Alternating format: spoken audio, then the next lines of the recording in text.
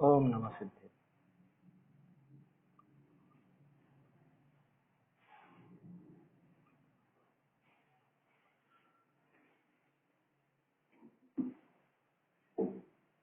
श्री जिन शासन गुरु नमो नाना विधि सुखकार, आत्म हित उपदेश तैं करें मंगलाचार, करें मंगलाचार। आत्मानुशासन ग्रंथ पर हमारी चर्चा चल रही है। 2 दिन पहले तक अपन ये 194 नंबर का छंद अपन ने देखा था कि ये शरीर वास्तव में सारे ही दुखों का मूल है तेरे लिए। ये जो शरीर है इसी की वजह से तुझे हमेशा हमेशा दुख उठाने पड़े हैं। क्यों? तो वो तो अभी बताएंगे कि शरीर दुख का कारण कैसे है, किस तरह से शरीर दुख का कारण बनता है, ये बात अभी आगे आएगी। लेकिन पिछले छंद में जो अपन ने देखा उसका सार तो ये था, ये शरीर ने तुझे अनादिकाल से अभी तक बहुत दुख दिया है, इसलिए अब ये तेरे हाथ में आ गया है, अब ये तेरे कब्जे में आ चुका है। अब तू जल्द से जल्द इसका निवारण कर, इसको दबा, इसको एक तरह से इसका कदरथन शब्द आया था ना, कदरथन कर, इसका शोषण कर। किनके द्वारा? कि ये जो स्थिर तप वगैरह हैं अपने, ये जो बाह्य तप हैं, है ना, शरीर की क्रियाएं हैं, बाहरी तप वगैरह हैं, व्रत तप इत्यादि आचरण के द्वारा तो इस शरीर का कदरथन कर, क्योंकि ये शरीर ही तेरे लिए दुख का मूल है वास्तव में। इनसे तुझे हमेशा, इसकी वजह से तुझे दुखी होना पड़ा, अब तू इससे बदला ले, ऐसा यहाँ पे आचार्य देव का कथन था। ये तो बदला ले, तो ये तो सामान्य कहने की बातें हैं। वास्तव में तो कुल मिला के उस शरीर को ऐसा क्षीण कर दे, नष्ट कर दे कि जल्द से जल्द तू मुक्ति को प्राप्त हो। क्योंकि जब तक ये शरीर बना रहेगा तब तक तू मुक्ति को भी नहीं पा सकता, पूर्ण सुख को नहीं पा सकता। जब तक शरीर रहेगा तब तक दुखी होता रहेगा।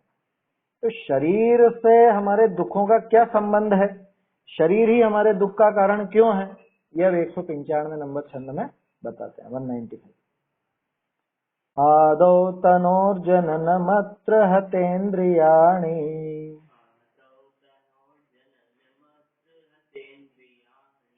कांक्षन्ति तानि विषयान् विषयाश्च मानम्, हानि प्रयास भय पाप कुयो निदास्यु,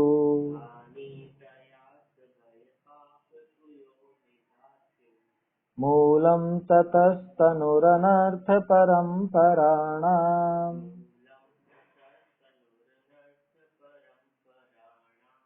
आदौ तनो जननमत्र हतेन्द्रियाणि,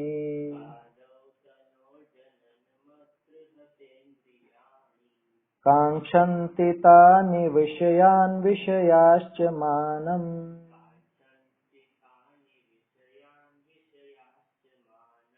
हानि प्रयास भय पाप कुयो निदास्यु,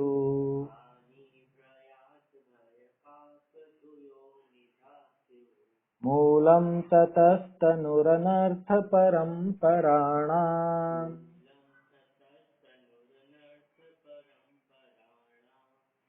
प्रथम देह का जन्म देह थित दुष्ट इंद्रिया चाहे अर्थ, उनसे भय अपमान कुगति यह तन परंपरा मूल अनर्थ।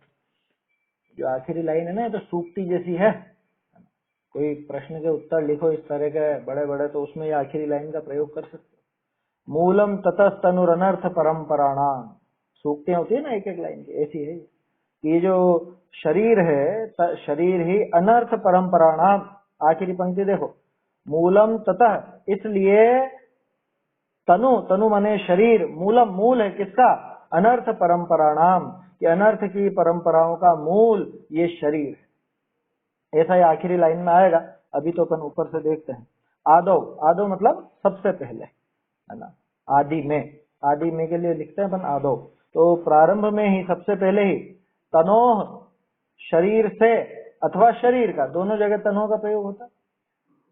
तनोह जननम, शरीर का जन्म होता है सबसे पहले तो, अथवा शरीर से इन इंद्रियों का, आया ना आगे, अत्र जननम अत्र हत इंद्रियाणि, ये जो हतेन्द्रियाणि, हत इंद्रियाणि, ये जो इंद्रियां हैं, ये इंद्रियां इस शरीर से पैदा होती, अथवा सर्वप्रथम ही ये शरीर पैदा होता है और उसमें ये इंद्रियां भी शामिल हैं।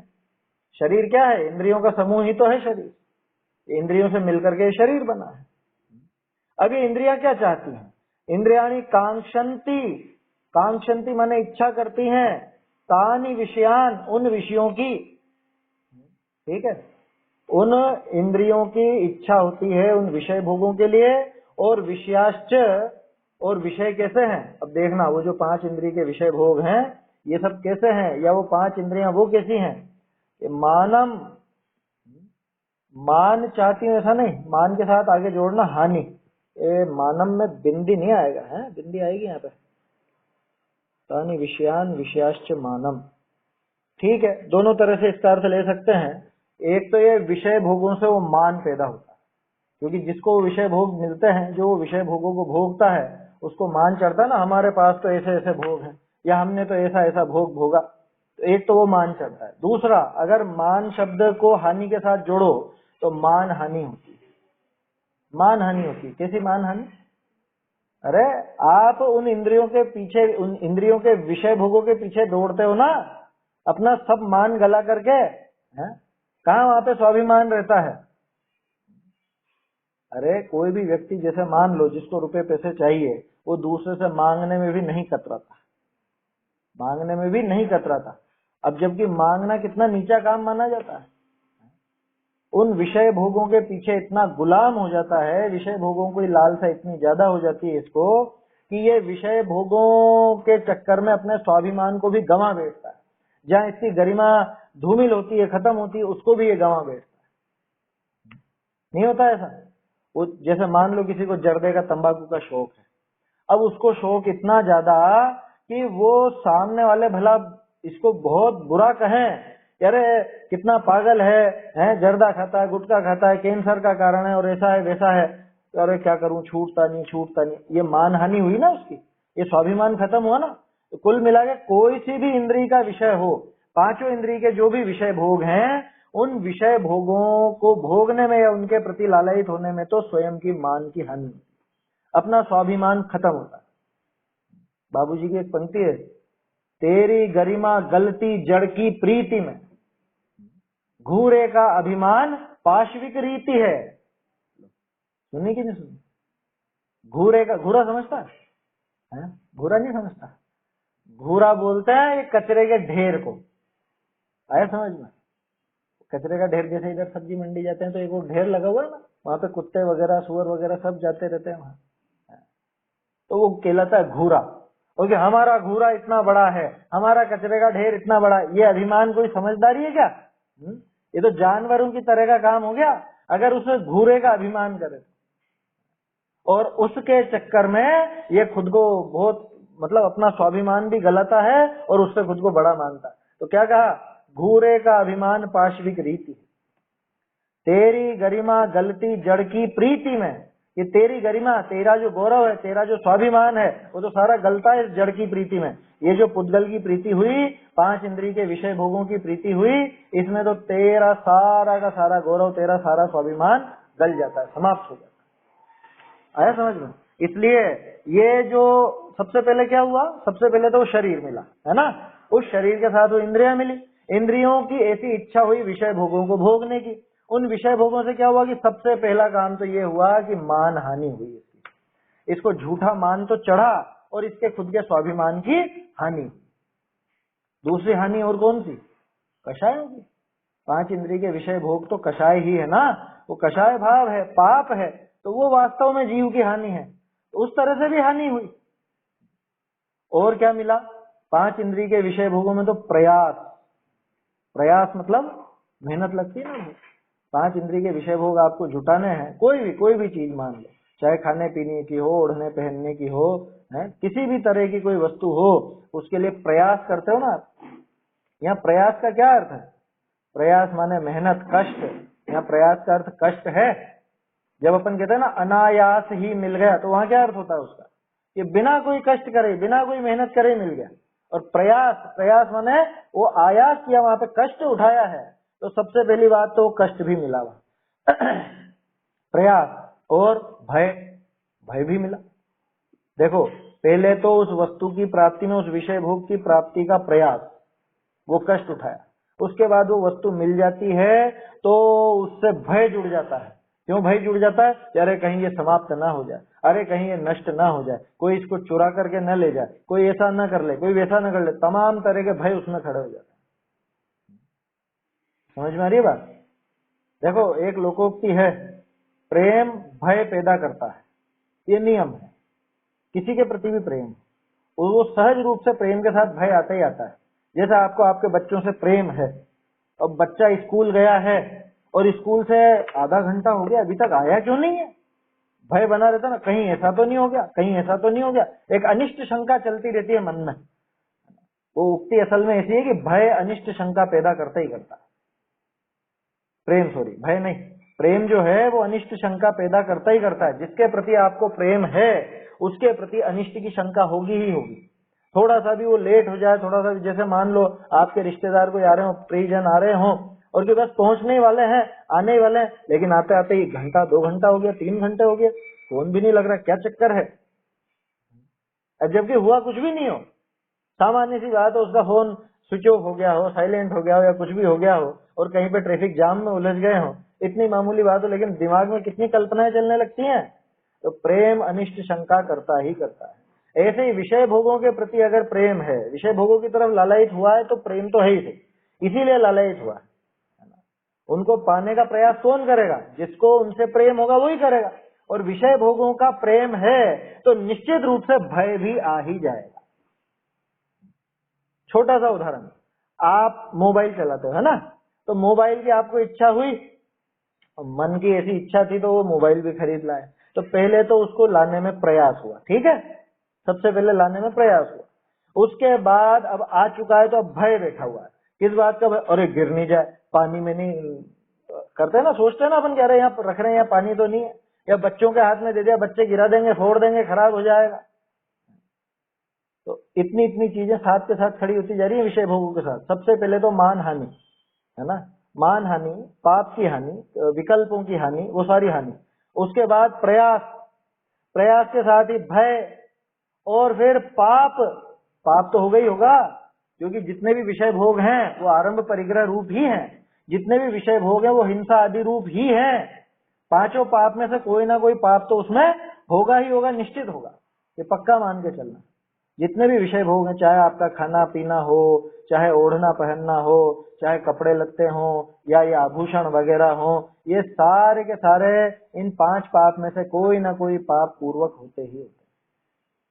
ऐसा हो ही नहीं सकता कि इनमें से 5 में से कोई पाप ना हो किसी भी विषय भोग में। सोचना बैठ कर, आता है कोई ऐसा विषय ध्यान में जिसमें कोई पाप ना हो? 5 इंद्रिय के विषय भोग की बात कर रहा हूं विषय भोग की, विषय तो जिनवाणी भी, लेकिन ये कोई पाप का कारण नहीं, ये तो पुण्य का कारण है।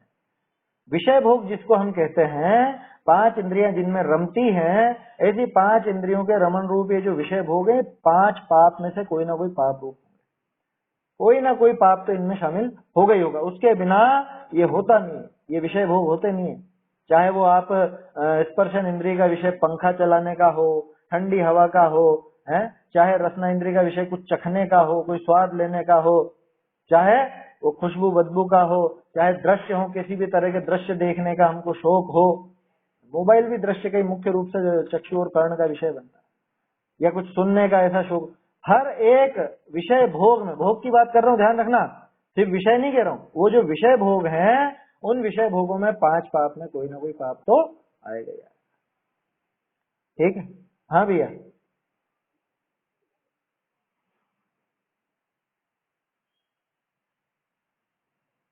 हाँ, इंद्रिय सुख को ही अभिलाषा। हाँ, हे भगवान, मैंने आज तक आपके चरणों की पूजा भी करी, तो उस पूजा से मैंने क्या चाहा? मूर्ख बन के मैं मूर्ख रहा, और मैंने उससे भी इंद्रिय के सुखों को ही चाहा, इंद्रिय के सुखों को ही अभिलाषा, माने उनकी अभिलाषा की। ऐसा अब तक न समझ ही पाया प्रभु सच्चे सुख की भी परिभाषा। इसलिए आज तक सच्चे सुख की परिभाषा तो मालूम थी ही नहीं मुझे। मैंने तो ये सोचा था कि ये 5 इंद्रिय के विषय भोगों में सुख है, तो आपकी पूजा करके भी वही चाहता था मैं। तो ये कितनी बड़ी मूर्खता थी। जो खुद वीतरागी सर्वज्ञ हितोपदेशी हैं और स्वयं संसार को छोड़ चुके हैं, 5 इंद्रिय के विषय भोग जिनके दूर दूर तक नहीं है, उनसे हम 5 इंद्रिय के विषय भोग मांगे? ये कैसी समझदारी थी, मूर्खता थी एकदम। यूं है उसका अर्थ। वो तो खुद की निंदा है एक तरह से कि तेरे चरणों की पूजा से इंद्रिय सुख को ही अभिलाषा। आज तक आपके चरणों की पूजा करके इंद्रिय सुख की अभिलाषा करता रहा, उसी की इच्छा करता रहा, ऐसा। तो देखो क्या क्या मिला, 5 इंद्रिय के विषय भोगों से हानि मिली, है ना, प्रयास मिला, भय मिला, पाप मिला, और फल स्वरूप कुयोनी। कुयोनी माने खोटी गति, नरक, तिर्यंच, निगोद, है, यही दशाएं मिली। और क्या हुआ? 5 इंद्रिय के विषय, अरे वो देव भी विषय भोगों में लगा रहता है तो वो मर करके एक इंद्रिय बन जाता है। देव एक इंद्रिय भया, देखा था ना अपन। वो देव भी 5 इंद्रिय के विषय भोगों में लगा हुआ वो पहुंच जाता है कि बहुत फूल सूंघता था ना, कि चल फूल ही बन जा तू बहुत घूमने फिरने की इच्छा थी, वो पानी वगैरह और इसमें जाने की खूब इच्छा थी, जा पानी में पैदा, ऐसा हो जाता। तो कुयोनि दा, द किसके आगे लगता है? जो देता है उसके आगे द लगता है। तो ये जो 5 इंद्रिय के विषय भोग हैं कैसे हैं? ये हानि द है, ये हानि दा, ठीक है, प्रयास दा, भय दा, पाप दा, कुयोनि दा, ये द सब पे लग जाएगा। इन सब, ये सारी चीजों को देने वाले 5 इंद्रिय के विषय भोग हैं। शिव मतलब हैं, ऐसा बहुवचन का प्रयोग। तो अब इनकी परंपरा कहां से चालू हुई? परंपरा तो न ये पाप होते न खोटी गति होती, ठीक है ना, न ये आयास, ये प्रयास, ये भय होता, न पाप होते, न ये आयास प्रयास तो छोड़ो, न ये विषय भोगों की इच्छा होती, न ये सारे काम होते, न इंद्रियां होती, न विषय भोग होते, और न शरीर होता तो ये इंद्रियां भी नहीं होती, तो इच्छा ही नहीं होती। तो मूल में कौन निकला? शरीर निकला ना, पिछले छंद में जिसकी बात आई थी। अनादिकाल से इस शरीर ने ही तुझे दुखी किया है, तो इस शरीर के कारण दुखी होता आया है। अब इसको जल्द से जल्द छोड़, जल्द से जल्द तू इसका कदर्थन कर, इसका शोषण कर। क्यों? क्योंकि ये शरीर वास्तव में इन सारे अनर्थों की परंपरा का मूल है। ये बताओ, बीज ही अगर नहीं होता, जिसको बोया जाता है वो बीज ही अगर नहीं होता तो क्या तना होता? तना ही नहीं होता तो क्या डालियां होती? डालियां ही नहीं होती तो क्या वो टहनियां होती? टहनियां ही नहीं होती तो क्या उन पर पत्ते लगते, फूल लगते? और फूल ही नहीं लगते तो फल कहां से होते? तो वो जो फल लगा है, उस फल का मूल कारण कौन? वो फूल कि नहीं? वो टहनी कि नहीं? वो तना नहीं? कि उसका मूल कारण वो बीज है, जिसकी वजह से इतना बड़ा वृक्ष तैयार हो गया। तो ऐसे ही ये जो सारे अनर्थ हैं, जो खोटी योनि में हमको जाना पड़ता है, खोटी गति होती है, या ये जो दुख उठाने पड़ते हैं, जितने भी पाप होते हैं, इन सबका मूल कारण कौन? कि इन सबका मूल कारण एकमात्र वो शरीर। मूलम ततः, ततः माने इसलिए, इस वजह से, किस वजह से? कि हमने देख लिया कि सबसे पहले शरीर मिलता है जो जन्म कहलाता है, और उस शरीर के बाद वो जो इंद्रियां हैं, इंद्रियों की वो विषय भोगों की इच्छा होती है। इंद्रियां उन विषयों को चाहती हैं, और इंद्रियां उन विषयों को चाहती है, उससे अपना मान चढ़ता है अथवा मान हानि होती है, प्रयास होता है, भय मिलता है, पाप मिलता है, खोटी योनि, खोटी गतियां मिलती, और वहां पे दुखी होना पड़ता है। तो उस दुख का, उस कुगति के दुख का मूल कारण कौन? कि उस दुख का मूल कारण वो शरीर है। इसलिए हम कहते हैं कि उस शरीर का शोषण करो।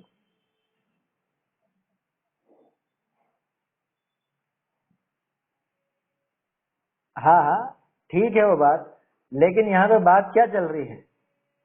यहाँ बात तो अभी ये है कि शरीर का शोषण करो। आया समझ में? शरीर सहायक है किसके लिए? जो करे उसके लिए। तो यहाँ तो उसको समझा रहे हैं जिसने आज तक वो तप किया ही नहीं है। आया समझ में? आज तक जिसने धर्म मार्ग में कदम बढ़ाया ही नहीं है, उस जीव की बात है। तो इंद्रिय वाला पाठ पढ़ा होगा आपने, भाग 3 में, है ना, बाल बोध पाठमाला भाग 3 में है ना इंद्रिय वाला पाठ। तो वो जो बच्ची रहती है, जो माँ से सवाल जवाब करती है, मेरे ख्याल से माँ बेटी का ही संवाद है उसके अंदर। तो वो बेटी कहती है कि इंद्रियां जानने में भी तो सहायक हैं। कह रहे जानने में भी किसको सहायक है ये बताओ? क्या आत्मा को जान सकती है इंद्रियां? क्या आत्मा को तो नहीं जान सकती। है ना। इंद्रियां किसको जानेंगी? कि पुद्गल को ही जानेंगी, पुद्गल के ही ज्ञान में सहायक है। ठीक इसी तरह से जो भी आप बात कह रहे हो कि ये अपने धर्म मार्ग में आगे बढ़ने में भी तो सहायक है शरीर, किसको?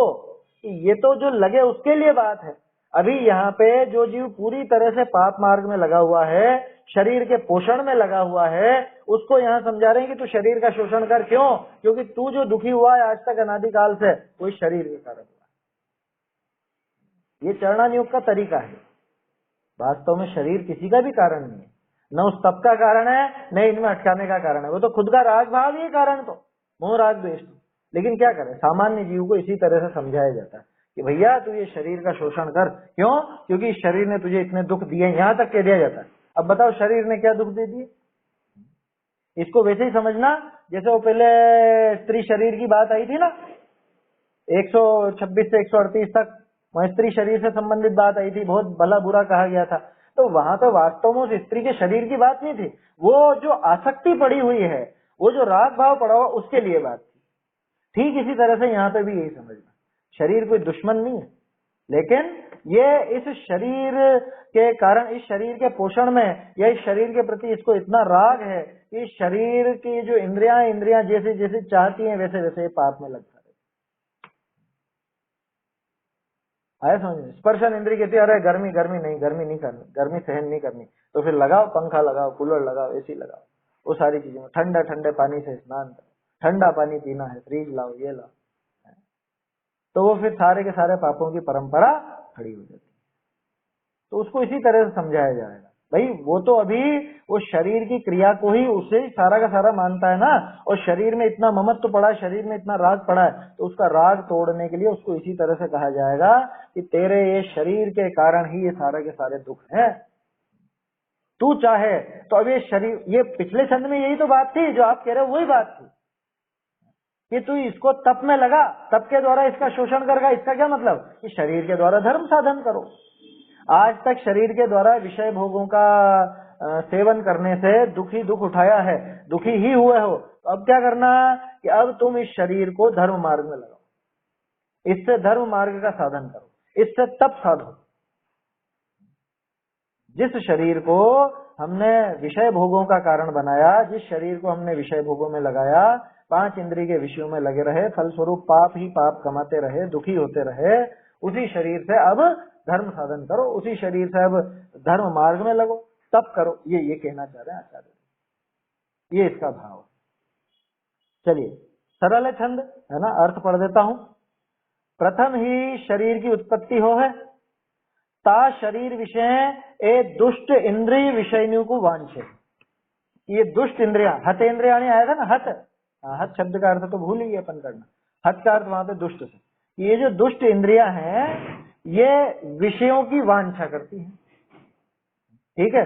और ते विषय महंतता की हानि करे है, अपने स्वाभिमान को गला देते हैं। कितना स्वाभिमान गिर जाता है, सोचो तो सही, विषय भोगों को भोगना, दूसरों के सामने नजरें नीची, अरे खुद की नजरों में गिर जाता है व्यक्ति, दूसरों के सामने नीची करनी पड़ेगी, नहीं करनी पड़े, क्योंकि सारे के सारे ऐसे ही हैं, सारे पाप में लगे हुए, तो किसकी नजरें नीची है। लेकिन खुद तो अपना मान गलाया ना, खुद तो स्वाभिमान अपना टूटा ना वहां पर। और ते विषय महंतता की हानि करे है, और महाक्लेश के कारण है, बहुत कष्ट होता है ना, रुपए पैसे यूं ही आ जाते हैं क्या, खाने पीने की वस्तुएं यूं ही आ जाती हैं क्या, कितना कष्ट उठाना पड़ता है। सोचो जो पुराने लोग हैं वो नए लोगों को जब खर्चा करते देखते हैं तो ऐसे चिल्लाते हैं कि अरे तुमने मेहनत करी कहाँ है, हमने तो मेहनत कर करके ये सब इकट्ठा किया, कितने कष्ट भोगे तुम्हें पता भी है, और तुम यूं ही उड़ाते जाते। कहते हैं ना, बहुत से लोगों ने सुने होंगे, इस तरह की बातें सुनी होंगी। महाक्लेश के कारण है, बहुरी भय के देन हारे और पाप के उपजावन हारे, नरक निगोदादि कुयोनी के दायकी हैं। दायकी मतलब देने वाले। कौन? ये जो 5 इंद्रिय के विषय भोग है, महाक्लेश तो देते ही देते हैं, भय देने वाले हैं, पाप के उपजाने वाले हैं, और नरक निगोद आदि कुयोनी देने वाले हैं, नरक निगोद आदि में पहुंचाने वाले। कहते हैं ये शरीर ही अनर्थ की परंपरा का मूल कारण है। ये जितने भी अनर्थ हो रहे हैं, जितने भी दुख, अनर्थ का क्या मतलब, हमारा अर्थ क्या है, प्रयोजन क्या है, सुखी होना है ना, दुख नहीं हो सुख हो, यही हमारा प्रयोजन है। तो अनर्थ क्या होगा कि सुख नहीं हो और दुख हो, ये अनर्थ हो जाएगा। कुल मिला के दुखी होना, सुख की प्राप्ति नहीं होना, ये अपने लिए अनर्थ है, ठीक है। और सुख मिले दुख ना मिले, ये हमारे लिए अर्थ है, यानी प्रयोजन है। ताते शरीर ही अनर्थ की परंपरा का मूल कारण है। सरल है बिल्कुल। अनर्थों की सारी परंपरा, दुख की सारी परंपरा। अरे हम जो कहते हैं साहब द्रव्य कर्म, भाव कर्म, नो कर्म, और नो कर्म में शरीर और शरीर से संबंधित अन्य सब पदार्थ, ये दुख देने वाले। ये बताओ ये कर्म वगैरह क्यों हुए, कर्म क्यों बने? कि साहब वो तो भाव कर्म की वजह से। तो भाव कर्म किसके आश्रित हुआ? शरीर के आश्रित ही तो हुआ ना। शरीर के आश्रित भाव कर्म हुआ, क्योंकि शरीर से एकत्व ममत्व बहुत था, तो फल स्वरूप मोह राग द्वेष इन सब की प्रवृत्ति हुई, द्रव्य कर्म भी बना। तो ऐसा भी कह सकते हो कि वास्तव में ये शरीर जो है, ये शरीर वास्तव में हमारे अनर्थों की मूल परंपरा का मूल कारण है। क्यों? क्योंकि ये शरीर अगर नहीं होता तो हमें इसके प्रति मोह राग द्वेष नहीं होता। वो मोह राग द्वेष नहीं होते तो द्रव्य कर्म भी नहीं बनता। ऐसी भी पद्धति है। कोई तो यूं सोचता है भाव कर्म से द्रव्य कर्म और नो कर्म की परंपरा चलती। उल्टा भी ले सकते, इस शरीर के आधार से वो भाव कर्म और उसके आधार से वो द्रव्य कर्म, ये सारे के सारे खड़े हो जाते। द्रव्य कर्म, भाव कर्म, नो कर्म, ये सब जुड़े हुए हैं आपस में। तो मूल कौन इसका? कि शरीर। अच्छा एक और बात, हमको न तो भाव कर्म नजर आते हैं न द्रव्य कर्म नजर आता है। नजर कौन आता है? नजर तो शरीर ही आता है ना। इसलिए इसी को लक्ष्य करके आचार्य देव समझाते। देखो भावार्थ, संसार दशा विषय ये जीव पूर्व शरीर को तजी नवीन शरीर को धारे है। संसार दशा में पिछले शरीर को छोड़ के नए शरीर को धारण करता है। ये तो अपन ने पहले भी देखा था, वो जन्म की बात आई थी ना, अन्य मरण को प्राप्त होना वो नवीन जन्म है, ऐसा। सो शरीर विषय एक दुष्ट इंद्रिय अपने अपने विषयनी को वांछे, अपने अपने जो भी विषय हो, जितने भी विषय हैं अपने अपने, उन सबकी वांछा करते हैं। और ते विषय अपमान के कारण, क्लेश के कर्ता, भयकारी, पाप के उपजावन हारे, कुगति के देन हारे। बोलो ये सारी चीजें आ गई। क्या क्या किस किस चीज के कारण? अपमान के कारण है। सबसे पहले इन विषय भोगों के पीछे अपमान होता है। कि क्या हुआ, किसने किया अपमान? अरे खुद का ही अपमान हुआ ना। अरे मैं तो इसके बिना नहीं रह सकता, मुझे तो ये चीज चाहिए ही चाहिए, मुझे तो ये वस्तु चाहिए, मुझे तो ये विषय भोग चाहिए। तो खुद का अपमान ही तो हुआ एक तरह। अरे तुम इसके बिना नहीं रह पा रहे, तुम इसके बिना जिंदा नहीं रह सकते हैं? ये खुद का अपमान। जैसे कोई अभक्ष्य भक्षण करता हो, जर्दा, तंबाकू, सिगरेट इत्यादि का सेवन करता हो, शराब आदि पीता हो, दूसरों की निगाहों में तो यूं ही अपमानित होता ही होता है। लेकिन खुद ने खुद की गरिमा कितनी गिरा दी उसने। हम देखते हैं सुबह सुबह घूमने जाते हैं ना, और सुबह सुबह ही, अब क्या कहें, देखो बोलते ही शर्म आती। अपने ही कोई जेनी भाई वहां दूसरी जगह से ऐसे, वो क्या बोलते हैं उसको, पौवा क्वार्टर क्या होता है शराब शराब के ठेके से, या उधर से चुपचाप दबा करके ऐसे शर्ट में दबा करके नीचे ऐसे लेकर के आते। क्यों दबा के क्यों ला रहा है भैया? दबा करके क्यों ला रहा है? छिपा करके क्यों ला रहा है दूसरों से? अरे दूसरे देखेंगे तो अच्छा नहीं लगे, तो ऐसा काम क्यों करता है कि अच्छा नहीं लगे? किसको अच्छा नहीं लगेगा? दूसरों की निगाह। अच्छा, और मालूम है उसको भी मालूम है कि सब जानते हैं वो शराबी, फिर भी देखो मन में एक हीन भाव आया कि नहीं आया? ये तो अपन ने बड़ा उदाहरण लिया, शराब का उदाहरण लिया। ऐसे ही जो भी खोटे कार्य हैं जो अपने करने लायक नहीं है, चाहे वो रात्रि भोजन हो, चाहे वो अभक्ष्य भक्षण हो, जमी कंद का सेवन हो, चाहे वो बाजार का सेवन हो, ये अपनी गरिमा नहीं गिरती क्या इसमें? आप अगर बाजार में पानी पताशे के ठेले पर खड़े होकर पानी पताशे खाते हो, और फिर भी एक तरफ मुंह करके क्यों खाते? मतलब देखा है हमने तो ऐसे बहुत से लोग। अपन देख लेना तो मुंह छिपाते, फिर क्यों क्यों मुंह छिपाना भैया? मुंह छिपाना इसका मतलब ये है कि तू खुद उसको गलत काम मानता, उसके चक्कर में तू अपनी गरिमा गला रहा है। इसीलिए तो लिखा बाबूजी ने, तेरी गरिमा गलती जड़ की प्रीति में। ये पुद्गल की प्रीति में तेरी गरिमा गल जाती, और तू मूर्ख घूरे का अभिमान करता है घूरे का अभिमान पाशविक रीति है। ये तो जानवरों की रीति है कि हमारा घूरा इतना बड़ा है ना, हमारा कचरे का ढेर, वो मल मूत्र आदि का ढेर इतना बड़ा। घूरा होता है ना, घूरा रोड़ी जिस पर सारे कचरे पटकते हैं। बोलो आपके घर के बाहर कितना बड़ा कचरे का ढेर है? हमारे यहाँ तो इतना बड़ा है साहब। ऐसा कोई, ये घमंड है क्या? ऐसा कोई इस बात का भी कोई अभिमान कर सकता है? इसका अभिमान तो जानवर भी नहीं करता। पाशविक रीति है। और हमें ये 5 इंद्रिय के विषय भोगों का अभिमान रहता है। आपने देखा हमारा मकान इतना आलीशान, आपने देखा हमने इतना शानदार विवाह करवाया, विवाह किया, हमने ऐसा आयोजन किया करवाया। ये क्या है? ये घूरे का अभिमान है। समझ में आई बात? इसलिए है पुद्गल से खुद का तो ऊंचापना मानना ही नहीं। सबको सबको सबको सबको कह रहे हैं, जिसको जिसका घमंड हो, जिसको अपने शरीर का भी बहुत घमंड हो ना, मैं बहुत सुंदर या मैं बहुत बलशाली है, उसको भी वही कह रहे हैं कि तू भी घूरे का ही अभिमान करता है। घूरा ही तो है ये, और क्या है? कचरे का ढेर नहीं क्या है शरीर? ये भी घूरा है समझ? ऐसा है। तो क्या क्या इनसे कितना होता देखो, अपमान के कारण है ये क्लेश के कारण है, भय दिलाने वाले हैं। भय तो स्पष्ट मालूम पड़ ही गया कि 5 इंद्रिय के विषय भोग जुटाते हैं, उसके बाद फिर उनकी रक्षा करने का एक वो दिमाग में रहता है। तो भय ही तो है, उनकी रक्षा का जो उपाय है वो भय के कारण ही तो कर रहे हो। ताला क्यों लगाते हो?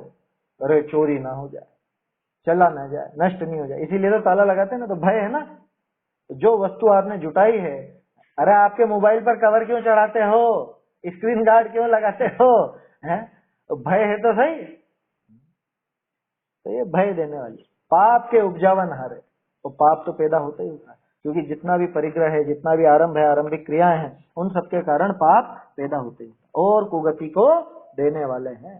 ताते ये शरीर ही अनर्थ की परंपरा का मूल कारण जानना। सरल है भावार्थ, ये शरीर ही मूल कारण है सारी अनर्थ की परंपराओं का। जितने भी हमारे दुख की परंपराएं बनी है, अनादिकाल से हम दुखी होते आए हैं, उनका मूल कारण ये शरीर। देखो आगे कहे हैं कि ऐसे शरीर को पोष करी अज्ञानी जीव कहा करे, सोई कही है।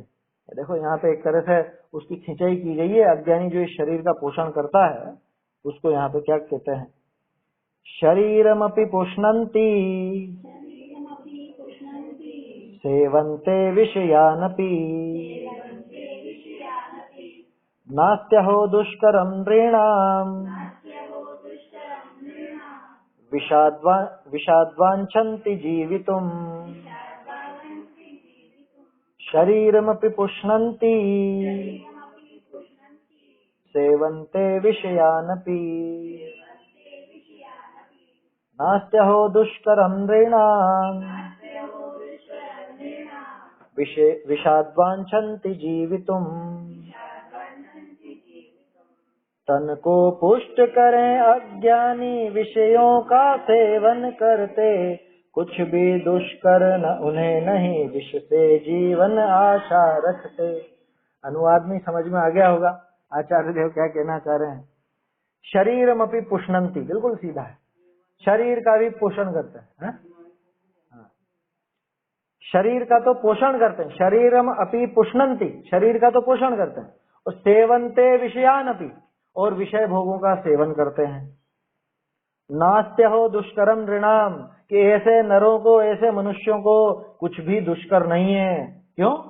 अरे विषाद वांछन्ति जीवितुम, विष से जीना चाहते हैं। ऐसी गजब की बात है कि जो शरीर का पोषण करके, विषयों का सेवन करके सुखी होना चाहते हैं, वास्तव में वो विष का सेवन करके जीवन चाहते हैं। बात समझ में आई? जहर पी के कोई जिंदा रह सकता है? लेकिन ये तो जहर पी के भी जिंदा रहना चाहते। कि कैसे जहर पी के? कि ये विषय सेवन करके और 5 इंद्रिय रूप जो ये शरीर है, इस शरीर का पोषण करके ये सोचता है हाँ हाँ बढ़िया बढ़िया, सुख हो गया, सुख हो गया, सुख मिल गया। उसमें जो सुख मानता है वो वास्तव में विष से जीना मानता है। अब लेकिन विष से जीना होता तो है नहीं, मरता है और दुखी होता है। इसने मान रखा है कि मैं इस विष से जी जाऊंगा, दवा समझ करके उस विष को पिए, जहर को पिए तो क्या होगा कि मर जाएगा, बहुत जल्दी मरेगा। तो ऐसा है ये। सरल है छंद, बिल्कुल आसानी से समझ में आया होगा। अर्थ पढ़ता हूं। अहो लोको, मूर्ख जीव कहा कहा ना करे। बोलो मूर्ख कहा है? शरीर का पोषण करने वाले को है। शरीर का पोषण तो कोई नहीं करता है। अरे साहब भूख लगती है तो खाना खाएंगे तो पोषण तो होएगा ना। यहाँ उस पोषण का अर्थ नहीं है। यहाँ पोषण का अर्थ है जो उसमें ही लगा रहता है, उसी में लगा रहता है। बहुत ज्यादा आसक्ति जिसकी है उसके लिए ये बात है कि जो इसी में लगा रहता है, इस शरीर को पुष्ट करने में मैं ऐसी कसरत करूंगा, ऐसा भोजन लूंगा, ऐसी डाइट लूंगा, या मैं इस तरह से सजाऊंगा शरीर को। अभी तो कल से 10 लक्षण तो तैयारियां हो गई ना सबकी, हैं? बाल वाल रंगे कि नहीं रंगे सबने? होगी, तैयारियां हो गई है।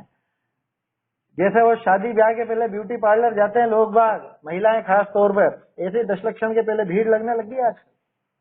कितने शर्म की बात है। तुम संयम का साधन करना चाहते हो कि क्या करना चाहते हो?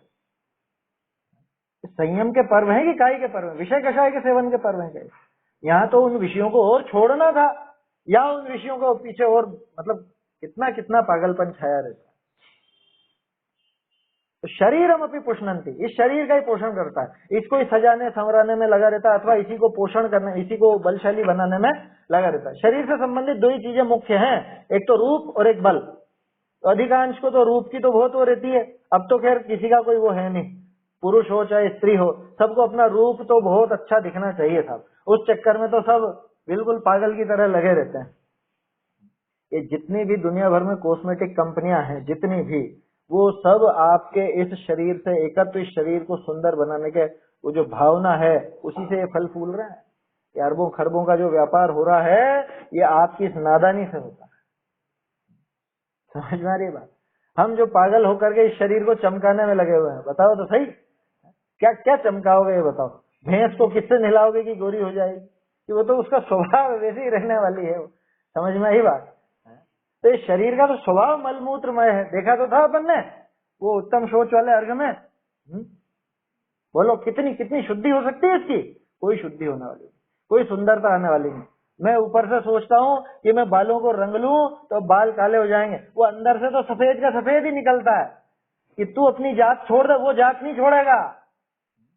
मैं सोचता हूँ ऊपर से थोड़ा सा यूं लिपापोती करके और चेहरा चमक जाए या कुछ हो जाए, वो अंदर से जो है सो आना ही आना है बाहर, तो कितना ही कुछ कर ले। समझ में आ रही है बात? तो ये है शरीर का पोषण। तो जो ऐसे शरीर के पोषण में लगा रहता है, और शरीर के पोषण के साथ साथ एक चीज और जोड़िए, उन विषयों का सेवन करता है। आए समझ में? उन विषयों को सेता है, उसका उनका सेवन करता है शरीर के पोषण के लिए, शरीर के पोषण के लिए। उसके लिए कुछ भी दुष्कर नहीं है, वो कुछ भी कर सकता है। उस पागल का कोई भरोसा नहीं। क्यों? क्योंकि वो तो जहर से जीना समझ रहा है कि मैं इस जहर पी करके मैं जिंदा रह जाऊंगा, जहर पी करके मुझ में बहुत ताकत आ जाएगी, जहर पी करके बहुत सुंदर हो जाऊंगा, ऐसा सोचता है। ऐसा ही है इस शरीर का पोषण करके और विषय का सेवन करके खुद को सुखी मानना, बिल्कुल ऐसा ही। अहो लोगों, मूर्ख जीव कहा कहा न करे। देखो तोड़रमल जी क्या कह रहे हैं, बहुत करुण संवेदन है, आया समझ में? संबोधन है, बहुत करुणा पूर्वक उन्होंने संबोधन दिया है। अहो लोगों, कहाँ लिखा? छंद में तो है ही नहीं अहो लोग। उन्होंने लिखा कि अरे भैया समझो रे, मूर्ख जीव क्या क्या नहीं करता, शरीर को तो पोषे और विषयनी को सेवे है। शरीर का पोषण करता है, विषयों का सेवन करता है। मूर्खनी को किछु विवेक नहीं, कुछ विवेक नहीं है। विषय ते जिया चाहे, ये विषय भोगों को भोगते भोगते जीना चाहता है। अविवेकिनी को पाप का भय नहीं, लो उन विषय भोगों के पीछे पाप का जरा भी भय नहीं। मतलब अभी तो कह नहीं सकते कि कौन सी इंद्री में ज्यादा पाप करता है, किस इंद्री के वश में। पहले तो ज्यादातर को वो जीवान का चखने का ही ज्यादा था, तो वो स्वाद के वश होकर के ज्यादा पाप करते थे। आजकल तो वो दिखना और दूसरों के सामने कैसा प्रस्तुत होना, उसके पीछे बहुत पाप होने लग गया। पहले तो मुख्य रूप से वो खाने पीने में ही होता था पाप, अब तो ऐसी ऐसी चीजें आ गई आप अंदाजा नहीं लगा सकते। ये जो कॉस्मेटिक होते हैं, सौंदर्य प्रसाधन होते हैं, कैसे कैसे बनते हैं। वो थी ना एक BWC वाली, अपन ने चढ़ा रखी वीडियो अपने इस पे चैनल पर, कैसे बनते हैं। उनमें इतनी भयंकर हिंसा होती है। और मूर्ख लोग क्या कहते हैं, खा थोड़ी ना रहे, लगा रहे हम तो, कि तुम कल से कुछ भी लगाओ, अंडा मांस मछली कुछ भी लगाओ, खून से रंग लो अपने चेहरे, क्या फर्क पड़ता है। तो जो लोग ये 5 इंद्रियों के सेवन में, शरीर के पोषण में, ये इनको विषयों को सेते हैं, भयंकर पाप करते हैं। लिखे ना, अविवेकिनी को पाप का भय नहीं, अविवेकी जीव को इस पाप का रंच मात्र भी भय नहीं रहता, चूकता नहीं है कि अरे वो उसमें है तो सही, लेकिन क्या करें साहब, क्या करें, तो लगाना तो पड़ता है, या खाना तो पड़ता है, या कुछ ऐसा तो करना पड़ता है। उसके पीछे भले कितनी हिंसा हो। अविवेकियों को पाप का भय नहीं, और विचार नहीं, बिना विचारे न करने योग्य होए सो कर। बिना विचारे ही सारे पाप कर डालता है। जो खाने लायक नहीं उसे खा लेता है विषय भोगों के चक्कर में, शरीर के पोषण के चक्कर में। जो सेवन करने लायक नहीं उसका सेवन कर लेता है, बिना विचारे न करने हो योग्य हो सो कर लेता, ऐसा काम कर लेता। भावार्थ, जे पंडित विवेकी हैं ते शरीर से अधिक प्रेम न करे। जो समझदार जीव है वो शरीर से ज्यादा प्रेम नहीं करते। नाना प्रकार की सामग्री करी याही न पोषे। समझ में आई बात? ठीक है, संयोग मिल गया है इसका तो रूखा सूखा जैसा भी है सहज रूप से जैसा जो बनाव बनता है वैसा बन जाता है। अलग से चाह करके इसके पीछे पागल नहीं होना। नाना प्रकार की सामग्री करी याही न पोषे, और विषयनी को न सेवे, अकार्य से डरे। कम से कम उन विषय भोगों को तो छोड़ ही देता है ज्ञानी जीव, विवेकी जीव, कि जिनसे बहुत ज्यादा हिंसा हो, बहुत ज्यादा पाप। ऐसे विषयों को तो झटके में, एक झटके में छोड़ देता है। अरे इसमें इतना घात जीवों का, इसमें जीवों की इतनी हिंसा, ये छोड़ा, अथवा इसमें इतने राग द्वेष बढ़ते हैं, ये छोड़ा। दो ही मुख्य चीजें हैं, अहिंसा और वीतराग का, है ना। वो दोनों जहां सदे या दोनों का जहां घात हो, उन चीजों को तो जल्दी छोड़ता है हाथों। और जे मूढ़ जन है ते शरीर को अधिक पोषे, और विषयनी को सेवे, न करवे योग्य कार्य की शंका न करे। न करने योग्य कार्यों की शंका ही नहीं करता, परवाह ही नहीं करता। हो ठीक है, अभी धर्म की बात रहने दो, यूं कर देता है। आया समझ में? मरण मौत हो, शादी ब्याह हो, कोई परवाह थोड़े ना करते हैं। समझ में आई बात? नहीं करते परवाह बिल्कुल भी। अभी 2 दिन जो अपनी स्वाध्याय नहीं हुई, असल में हमारे रिश्ते में चाचा जी लगते हैं, उनका देहांत हुआ। आया समझ में? शाम के समय मरे, परसों शाम को, परसों नहीं, परसों के 1 दिन पहले शाम को, जब मैंने मैसेज डाला था, ठीक है, शाम को मरे। तो अब अगले दिन माने कल, परसों सुबह उनका दाह की क्रिया करी, ठीक है। अब वो दाह की क्रिया करे 24 घंटे नहीं, और कल तीसरा बार में सब कर दिया। उसके पहले वो शमशान में जाके जो साफ सफाई का काम होता है वो सारा किया गया। किन्ने? उनके खास जो भाई हैं, उन्होंने सबने मिलकर के ये काम किया। और वहां पे जब हमने ये दलील दी, हमने कहा कि भैया अग्निकायिक जीव 3 दिन की उनकी रहती है, और देखो कितनी गर्म आग हो रही है वहां, जो पानी की उन्होंने छींटे मारे तो ऐसे बुलबुले से उठ गए पूरा। इतनी भयंकर आग की गर्मी वहां पे होती है। 3 दिन का नियम इसलिए है, 72 घंटे की उन जीवों की आयु होती है, ठीक है। खैर उन बात से मतलब नहीं, अभी तो बात ये करनी है अपने को। उनका तर्क क्या था? उनका तर्क था कि अरे भाई वो रोट तीज है ना कल, फिर रोट तीज कैसे मनाएंगे, इसलिए आज ही कर लो तीसरा। जबकि अगर दाह भी जिस दिन किया है उससे भी मानो तो आज के दिन होता कायदे से तो, और अपन तो 72 घंटे बाद की कहते हैं, है ना, उसके पहले करने की बात नहीं करते। आपको सामाजिक जो आयोजन करना है उसको करो, लेकिन ये रोट तीज के चक्कर में कल किया। और सुनो, अभी पूरी बात सुनो, वो जो गुजरे उनको ये रोट तीज का बहुत महत्व था।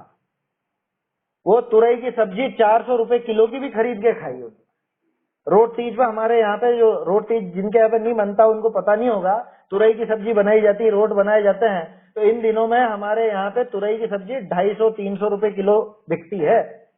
जो 50-60 रुपए किलो की सब्जी है वो 250-300 तक पहुंचती है। लोग बाग दूसरी जगह से मंगा करके खाते हैं, लेकिन खाते हैं।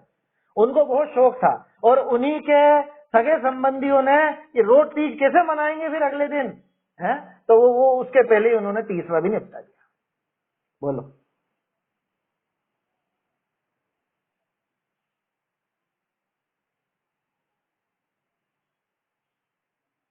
क्यों गिनेंगे ये बताओ? वो मैं तो उसकी बात कर रहा हूँ, दाग जब हुआ, आग कब जली, आग से 3 दिन गिनेंगे ना अग्निकायिक जीवों की। वो सफाई के लिए कह रहा हूँ मैं। बाकी तो आपको शोक उठाना हो तो अगले ही दिन उठाओ ना, हमें उससे क्या फर्क पड़ता है। कुछ दम नहीं है। वो तीसरा जो है ना, तीसरे का अर्थ सीधा सीधा ये है कि वो अग्निकायिक जीवों की मर्यादा 3 दिन की होती है। 3 दिन अधिकतम आयु होती है 72 घंटे की। तो मैं जो बात कर रहा हूँ तीसरे की क्रिया की, मैं वो शमशान की बात कर रहा हूँ, क्योंकि बहुत सी जगह पे वहां जाकर के सफाई होती है। तो वो सफाई 3 दिन पहले नहीं करना। चाहे आपको शौक उठाना हो तो यहाँ उठा दो, वो जो आपको करना उसी दिन कर दो, चाहे अगले दिन कर दो, उससे फर्क नहीं पड़ता, क्योंकि वो तो समाज की बैठक है, उसमें क्या करोगे, है? उसमें तो जो व्यापारी दिमाग है लोगों का, अब कौन 12 दिन तक रुके, दुकानें खोलनी अगले दिन ही करो है? लौकिक जो करना है करो, लेकिन वो जो शमशान की क्रिया है वो तो कायदे से 3 दिन बाद ही होनी चाहिए, मतलब 72 घंटे बाद जलाने के। क्या चीज नहीं करो? हाँ वहाँ जाके नहीं कर, बहुत सी जगह ऐसी व्यवस्था है, बहुत सी जगह पे इस तरह का है कि वहाँ पे वो अपन लोगों जैसे अजमेर वगैरह में वहाँ पे खुद को नहीं जाना पड़ता, परिवारजन नहीं जाते, वहाँ जो कर्मचारी है वो कर देते हैं सब साफ सफाई। बहुत सी जगह ऐसे है वहाँ पे कर्मचारी लगे हुए हैं और वो साफ सफाई कर देते हैं, है समझ में है। वो करेंगे तो उसका दोष अपने को थोड़ी ना। हाँ बोल दो ना अपन कि भैया ये 3 दिन बाद ही साफ करना, ऐसा। हाँ, जहाँ वो जैसी व्यवस्था हो वो उनके ऊपर, लेकिन अपने को आगे होकर के तो 3 दिन पहले सफाई नहीं करनी। हाँ नहीं जाना चाहिए ना, और क्या। तो उसके लौकिक कार्य की, उसकी बैठक की थोड़ा मना है, बैठक तो उसी दिन उठा दो ना, भले शौक, क्या फर्क पड़ता है। वो तो जिसको जितना मोह है उतना उलझता है उसमें। वो चक्कर वही है कि पहले वहाँ की सफाई करेंगे जब तो यहाँ बैठक कर पाएंगे हम, ऐसा समझता है। अब वो जीव तो गया, उसका तो जरा भी इसको कोई परवाह है ही नहीं, इसको तो अपने रोट और खीर खानी है कुल मिला के, तो इसको तो एक दिन पहले वो तीसरा भी कर देगा। समझ में ही बात। हालांकि वो ग्रहित मिथ्यात्व का पोषक है पूरा। वर्धमान भी आपके तो नहीं बनता ना, है? बनता है क्या?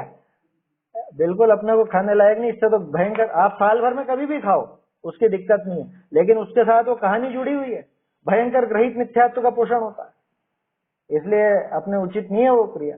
पहले इस संबंध में बोला भी है वो शायद। अरे कुछ नहीं, वो 2 दिन बाद से उनको भूखे पेट रहना है तो पहले ठूस ठूस के खा लो, और क्या है, ये मनाने का कारण है उसका। वो धासन चौथ चलती है, पहले भी बताया मैंने। नागपुर और उस एरिया में रोड तीज कोई जानता ही नहीं है, अपने खंडेलवाल भी कोई नहीं जानते वहाँ, नागपुर और उस साइड धासन चौथ चलती है। धासन चौथ माना पंचमी से व्रत उपवास करना है तो झांस झांस के खा लो चौथ के दिन, ऐसा। ऐसे ही वो 14 के एक दिन पहले गटका तेरस कहलाती है कि 14 पे तो उपवास करना है तो 13 को गटक लो जी भर के, वो गटका तेरस नाम है उसका।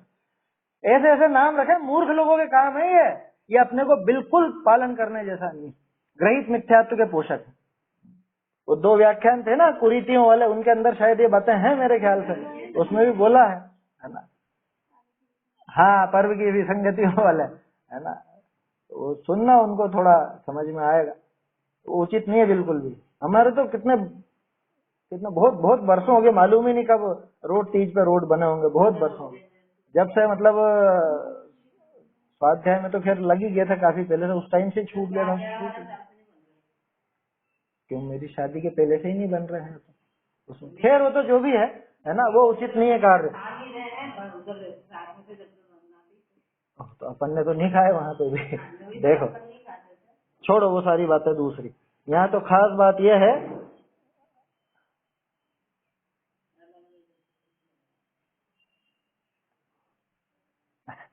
अरे बना के मैं कहता रहा हूँ साल भर खाओ ना, तीज के दिन ही क्यों खाना है, इसी दिन क्यों खाना है।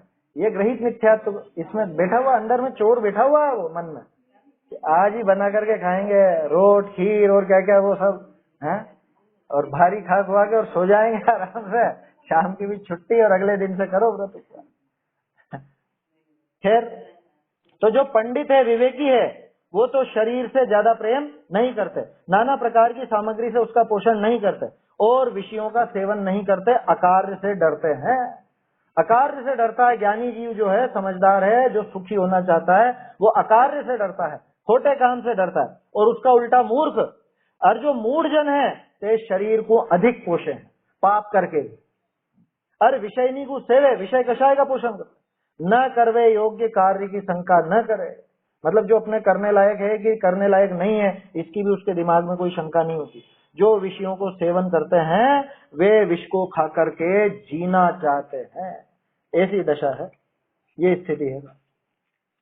हो गया ये छंद, भावार्थ भी अपन ने देख लिया, छंद बोल लेते हैं एक बार। ये तन को पुष्ट करें अज्ञानी विषयों का सेवन करते, कुछ भी दुष्कर इन्हें नहीं, विष से जीवन आशा रखते। अगले छंद की चर्चा तो आगे कल करेंगे।